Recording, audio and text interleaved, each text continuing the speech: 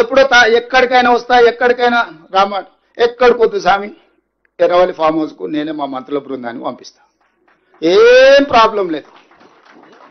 తారీఖు చెప్పు, మొత్తం ఈ సెటప్ అంతా తీసుకొని వస్తారు మా వాళ్ళు.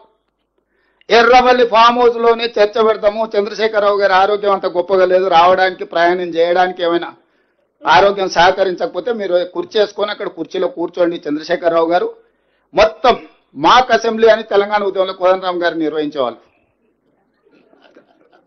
శ్రీనివాసరెడ్డి గారు కూడా అప్పుడు అందులో ప్రశ్నలు అడిగి మమ్మల్ని అందరినీ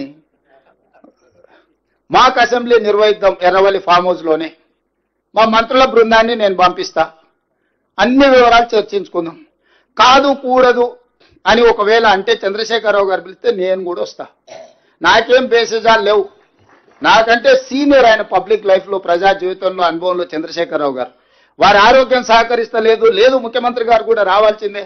చర్చలు ముఖ్యమంత్రి లేకపోతే సమర్థవంతమైన అర్థవంతమైన చర్చలు జరగవు.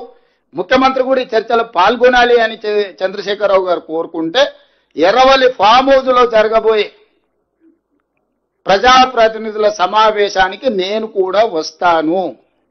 తారీఖు నిర్ణయించండి. క్లబ్బులు పబ్బులు అంటేనే మాకు కొంచెం ఇబ్బంది, మేము వాటికి దూరం మొదటి నుంచి, ఇప్పుడు కాదు చదువుకునేటప్పటి నుంచి కూడా క్లబ్బులకు పబ్బులకు దూరము. ఈ తెలంగాణ వచ్చినప్పటి నుంచి వాటి మీద ఎన్నో బైక్ ఛాలెంజ్లు చేసినాం, గంజాయికి డ్రగ్స్కు వ్యతిరేకంగా ఎన్నో నిర్ణయాలు తీసుకున్నాం. ఈగలని ఈ డ్రగ్స్ను నియంత్రించడానికి, గంజాయిని నియంత్రించడానికి